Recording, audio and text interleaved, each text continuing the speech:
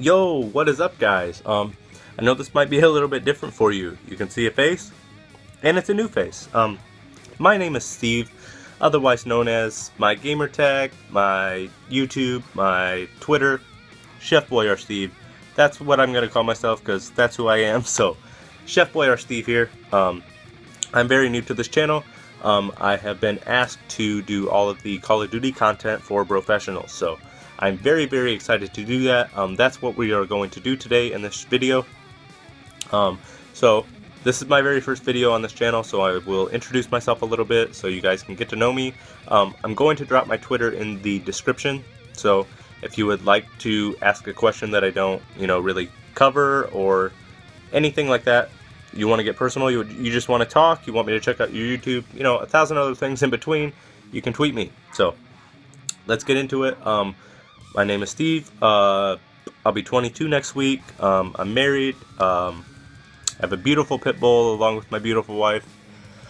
I'm a chef, as you can probably guess. I love music, as you can see. Obviously, I love gaming and making videos. I love energy drinks, and probably too much because I can tell that I'm already talking very fast and the words are getting away from me before I can think about them. So, I vape. I do vape. I actually have a collection of hats that I love. This one is probably my favorite.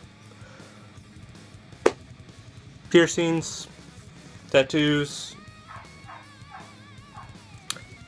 But yeah, that's pretty much it. So we're going to get into it. We're going to be talking about Infinite Warfare today. With that, we are going to read an article from Game Informer. If you guys don't know about Game Informer magazine, they are very, very, they're really, really cool. The art's amazing, their articles are amazing, but they're very, very reliable for these kinds of things. So they do interviews and stuff like that, so it's a very, very good source.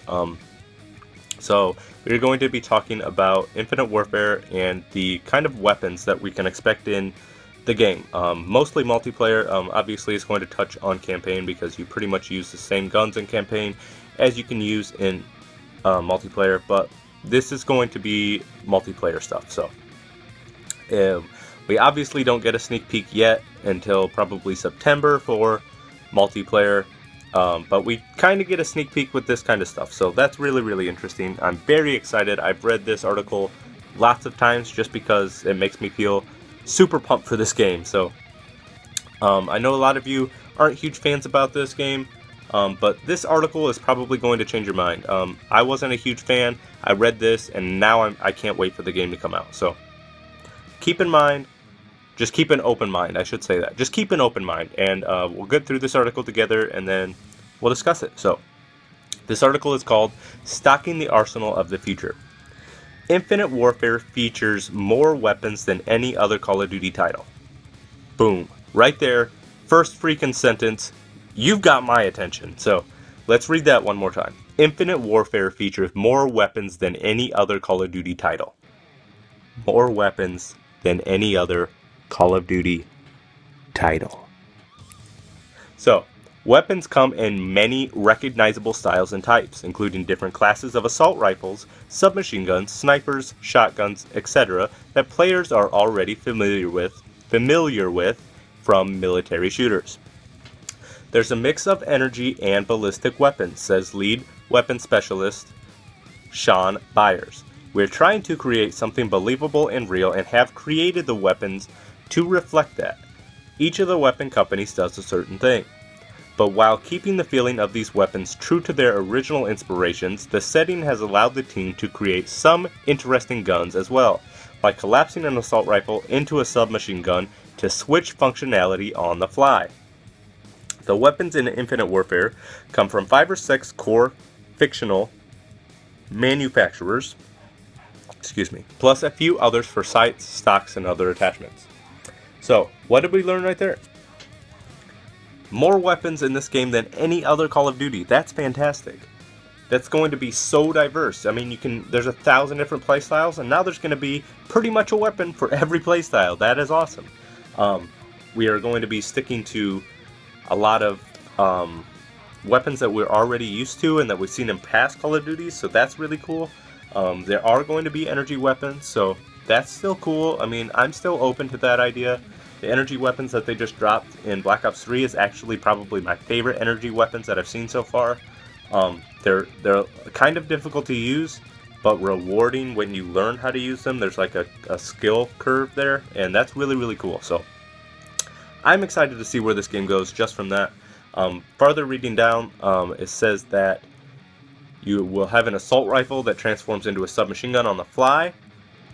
We saw that in Call of Duty Ghost, if you guys remember. I believe it was called the Ripper. You had to actually buy it. I think it was like $4.99. But literally, while you were aiming down the sights, you could hit B, and it would transform from an assault machine gun to a submachine gun. So, assault rifle, submachine gun, all in one. It was one of my favorite guns in the game. I might even go and say it was top 10 favorite weapons in any Call of Duty ever. Like, it was a really, really good weapon. So, I'm glad to see that they're kind of coming back with that. So, we talked about weapon manufacturers. So, that tells me that there's going to kind of be able to buy weapons in-game. And when I say buy, I mean use some kind of in-game currency like crypto keys or squad points in Call of Duty Ghost. It's kind of probably going to be something like that where you purchase weapons with in-game currency to use them. So we're going to be talking about the weapon manufacturers. The first one is called Kendall Ballistics. This military-grade weapon manufacturer primarily makes M4s and other traditional Call of Duty weaponry. This recognizable weaponry has a futuristic touch, like a M4 with an OLED GPS display. Kendo creates realistic weapons. Guns don't look like motorcycles or anything, says Buyers. People still use guns from the early 1900s today, so there's no reason these guns wouldn't exist in some way in this universe. You look on your screen and you'll go, oh, I know that gun. So that's really, really good news. We're going to see weapons, by the sound of it, from early 1900s, so they're still going to exist, like M4s and stuff like that. Modern weapons, at the very least, we are going to see, but they're going to have a futuristic twist, like an OLED GPS display.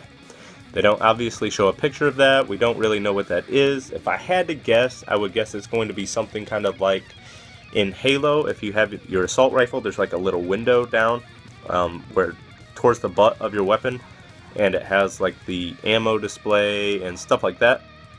That's what I would guess this is going to look like, but I don't really know. So nonetheless, that's really cool that we're going to see traditional weapons that we are used to using in past Call of Duties. So I'm very, very excited for that. That company or manufacturer is called Kendall Ballistics. This manufacturer is called Mishima, a Japanese company that creates high-energy, fast-firing weapons. These guns still feel like ballistic-style weapons, but with interesting and unusual perks due to the energy cell ammunition. For instance, a weapon could have a smart sight on the side so that when you shift the weapon, you can move from submachine gun functionality to blow the rest of your power cell on a shotgun-style blast. You can then pop your empty energy cell and put it into a rechargeable pack to keep the party going, essentially allowing you to regenerate ammo. These weapons often have multiple functions that can use energy in interesting ways for diverse situations. That's really cool. Mishima is that company, Japanese. They make higher energy, fast-firing weapons. They still feel like ballistic weapons, so they still feel and shoot like what we're used to, but they have energy cell ammunition. So I don't know if that's going to be like a battery or like in Advanced Warfare. There was a weapon I think called the Widowmaker or something like that. It was kind of like an AK-47, but it shot lasers. And when you were empty with your clip, you popped out a battery and put another one in. It might be something like that.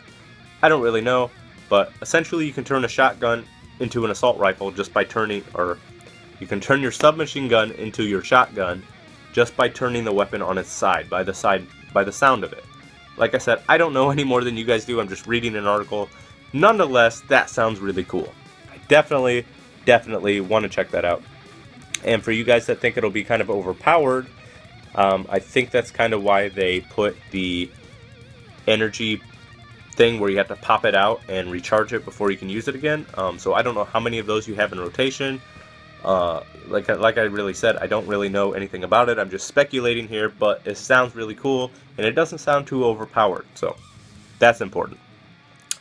This company is called EDI, or EDI, so we're going to go with EDI. Focuses on experimental weapon designs and energy weapons with focus on high quality. These are some of the most advanced weapons available in the game, showcasing secret prototypes. That's all it says, so we don't know a whole lot about EDI other than experimental weapon designs, energy weapons, high quality. That's pretty much it. They will be the most advanced weapons. So EDI is going to make all the super crazy futuristic weapons. So it's nice that they have a dedicated manufacturer to make those weapons only. So there's going to be weapons for any kind of playstyle, whether you like old school, you know, Modern Warfare, Modern Warfare 2, Modern Warfare 3, Black Ops, World at War, or you're into the Advanced Warfare, Black Ops 3 kind of stuff. I mean, that's really cool that they have all of this in one game. So that's really, really exciting. Let's get into it even farther and read about this Japanese company. So there's two of them. This one is called Fujiwara. I hope I'm saying that right. Fujiwara, a Japanese company specializing in energy weapons with artistic and extravagant designs, offering high-class, expensive weaponry in comparison to the more affordable Mishima. One of the more interesting energy weapons by Fujiwara is the Mod 2. Get ready. A Mod 2, a SMG that you can fire at long to mid-range and then rotate and pull it apart in what amounts to splitting the weapon in half to create akimbo pistols for a close combat encounter like breaching a room. Submachine gun, shooting at far ranges, mid-ranges, you're just kind of plowing people over. You pull it apart, and now you have akimbo pistols that you can clear out rooms with. That is freaking cool. I don't care what kind of gamer you are, that is amazing. So, buckle up, guys. It's going to get intense in this game. Yeah, I'm just so freaking excited for it. This one's called Atomic Dynamics. Prototype company specializing in raw designs with exposed capacitors, wiring, big screen presence, and experimental technology. Expect railguns and weapons that charge up, but they're a bit more rough around the edges than EDI's offerings. So, railguns and other weapons that charge up, that's going to be cool too. These are, what do they say, raw designs, so they're not going to be as aesthetically pleasing.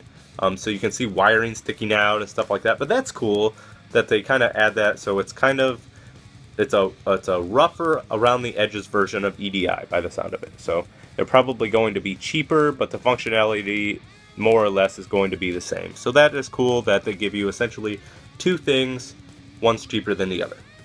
So this is the final stuff to wrap it up right here. This is really, really cool, and it gets pretty crazy, so buckle up, guys. It's like a paragraph and a half. So, from pistols with electronically charged ammunition that can shoot multiple bullets at once in a burst fire configuration to single fire or massive Gatling gun beasts like the Steel Dragon prototype, you can find the perfect loadout for your style of grounded in reality future tech.